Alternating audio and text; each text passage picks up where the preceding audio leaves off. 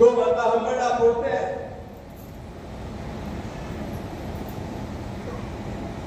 रोज मुली पळवल्या जात आहे. 3 वर्षामध्ये महाराष्ट्रातल्या 1 लाखाहून अधिक मुली बेपत्ता झाल्या. मी सरकारी आकडे सांगतो तुम्हाला. आणि या सगळ्यांना कधी गोडी गुलाबीनं, कधी कुठल्याही प्रकारे अपहरण करून आणि अनेकदा या मुलींना केवळ त्यांच्या धर्माची पोळं जन्माला घालण्याचे कारखाने म्हणून वापरण्यात येतं, विकून टाकण्यात येतं. त्यांच्याकडनं आतंकवादी कारवाया करून घेतल्या जातात. आणि ते सगळं करायला ती तयार नसेल तर तिथे तुकडे तुकडे करून सुटकेस मध्ये ठेवून टाकले जातात. हे सगळं तुम्ही बघतात. आपल्या पुढल्या पिढ्यांना हे सगळं आपण घेऊन जाणार आहोत का हा प्रश्न आहे.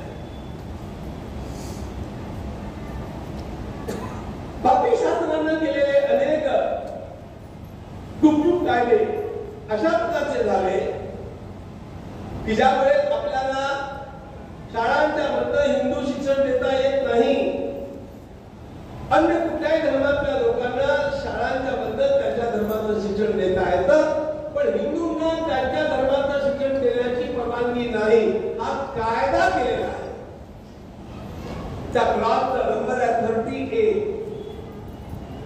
आणि हा कायदा होऊ नये एवढ्याकरता वल्लभभाई पटेल ठामपणे उभे राहिले होते. पण दुर्दैवाने झालेल्या त्यांच्या मृत्यूनंतर गुपचूप हा कायदा करून टाकण्यात आला. आणि हा कोर्टाचा कायदा कशा प्रकारचं रूप त्याला 1995 मध्ये देण्यात आलं. देशातल्या कुठल्याही जमिनीवरती या लोकांनी आपला हक्क सांगावा, पण ती जमीन त्यांना आपल्याला ताब्यात घ्यावी लागावी. हा कसला भयंकर अन्याय आहे तुमच्या लक्षात पाहिजे. लक्षावधी लोक ज्याच्या दर्शनाकरता जातात ती कालिकनाथाची मडी आता आपल्या हातात राहिली नाही. या पापी लोकांनी बद्रीनाथ धामवरती आपला हक्क सांगितला आहे. आणि अशा प्रकारचा हक्क पंढरपूरला पण सांगताय, तुळजापूरला पण सांगताय, कुठेही ते सांगते त्या ठिकाणी तो मान्य करावा लागतो. आणि मित्रांनो लक्षात ठेवा, केंद्र सरकार तडफड करत आहे हा कायदा रद्द करण्याकरता. पण जर महाराष्ट्रामध्ये उलट सरकार आलं तर हा कायदा अधिक तीव्र होणार. तुमच्या जमिनी तुमच्या राहतच राहील असंच होणार. पण ह्या सगळ्या प्रत्येकाची जाणीव हिंदू समाजाला नाही. मला असं वाटू लागलं या समाजाचं अन्न मी खाल्लेलं आहे आणि म्हणून शत्रूची ओळख करून देण्याचं हे जाणवण्याचं कार्य मला केलं पाहिजे. एवढ्याकरता मी काय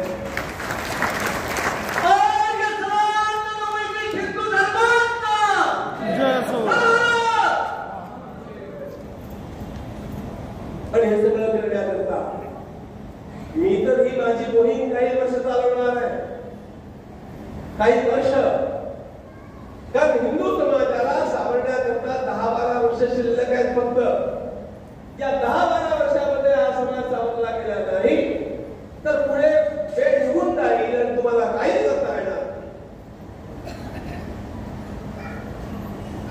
अशा प्रकारे त्यांची संख्या वाढवण्याचं काम चालू आहे.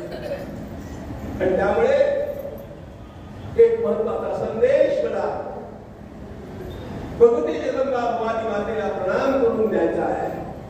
हा छत्रपती शिवाजी महाराजांचा संदेश आहे.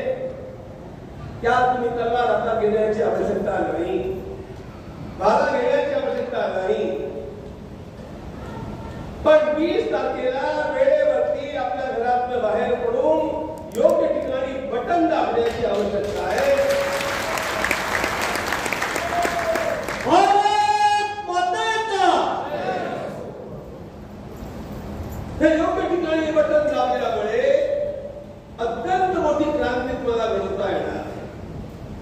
या मतांच्या माध्यमातून करता येणार नाही. मतदान हे केवळ अधिकार नाहीये, मतदान हे आपलं कर्तव्य आहे. आणि काय आश्चर्याची गोष्ट आहे, ते लोक ती मिळेच मंडळी दुबईहून, मस्कतहून, अबुधाबीहून विमानातून येतात फक्त मतदान करण्याकरता. आणि हा भारत हिंदू आपल्या घरात मतदानाच्या बूथ पर्यंत जात नाही. हा आळस सोडा. जगदंबा भवानी मातेची शपथ आहे, 100% मतदान केल्याचं आहे. राहू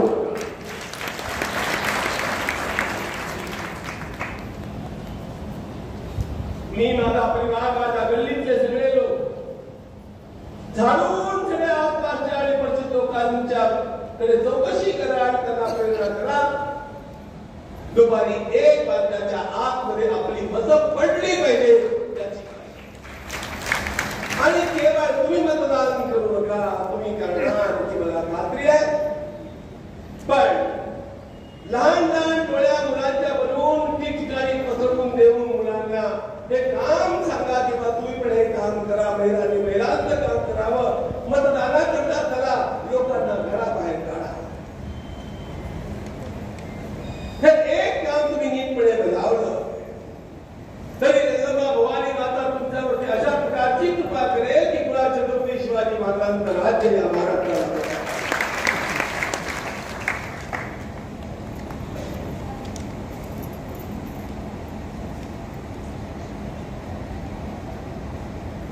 नाही तर आपली तीर्थ धोक्यात आहे, आपली मंदिरं धोक्यात आहे, आपल्या लेकी, सुना, आया, बहिणी सगळ्या धोक्यात आहे, संकटात आहे. गोमाता तर आहे. आणि सावधान व्हा. वेळेवरती सकाळीच मतदानाकरता सर्व लोकांना त्याकरता प्रेरणा द्या. आणि खरी गोष्ट अशा प्रकारची आहे, या सगळ्या गोष्टींची तयारी करण्याकरता आजपासून 2 आठवडे तरी 14 दिवस तरी कमीत कमी रोज 3-4 तास काम केवळ रामाकरता करा. हा तुम्हाला समाज संदेश देतो.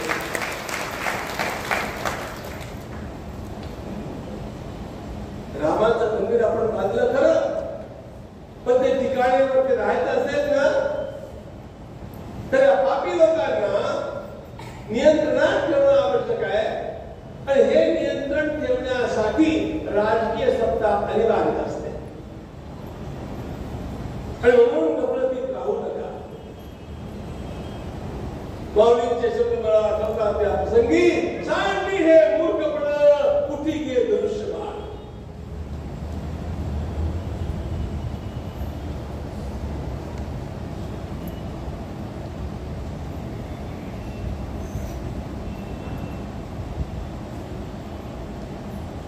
एक आणखी महत्वाची गोष्ट आहे,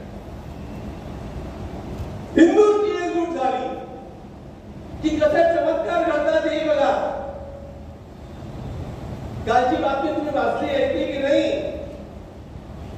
अमेरिकेच्या राष्ट्रपती पदावरती डोनाल्ड ट्रम्पची पुन्हा निवडणूक झाली. ते निवडून आले आणि ते आता अमेरिकेचे राष्ट्राध्यक्ष होणार पुन्हा. आणि निवडून आल्यानंतर त्यांनी काय बोलावं? मी भारताचे आणि अमेरिकेतल्या हिंदूंचे आभार मानतो की त्यांनी मला निवडलं. 250 वर्षात एकही अमेरिकेचा प्रेसिडेंट ते बोलला नाही. ती क्लिप माझ्याकडे सुरक्षित आहे, मी प्रमाण सुरक्षित ठेवल्याशिवाय बोलत नसतो.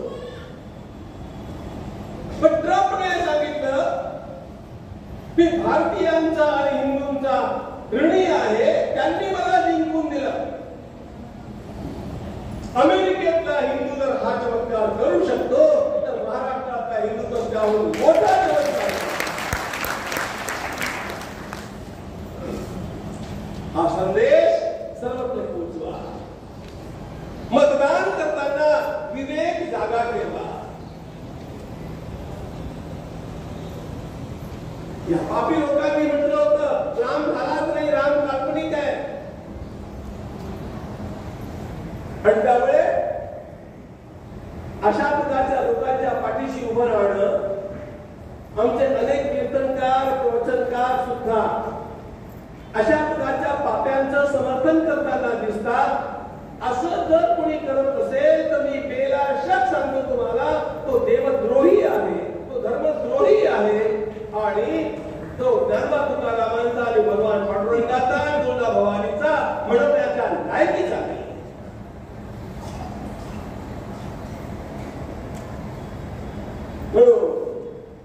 मित्रांनो सावधान, आपल्या कर्तव्याचं पालन करा. जगदंबा भवानी माता उदंड यश आपल्याला देणार आहे याची मला खात्री आहे.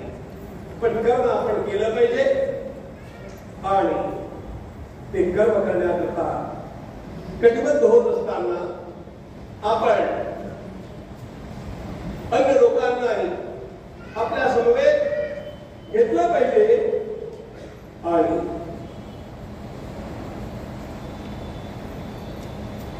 जगाला दाखवून दिलं पाहिजे महाराष्ट्राची जनता काय चमत्कार करू शकते. हरियाणाच्या जनतेनं केला चमत्कार बघा. सगळे एक्झिट पोल्स उलटे होते आणि लोकांना कळलं ते झालं कसं. हे कशामुळे झालं?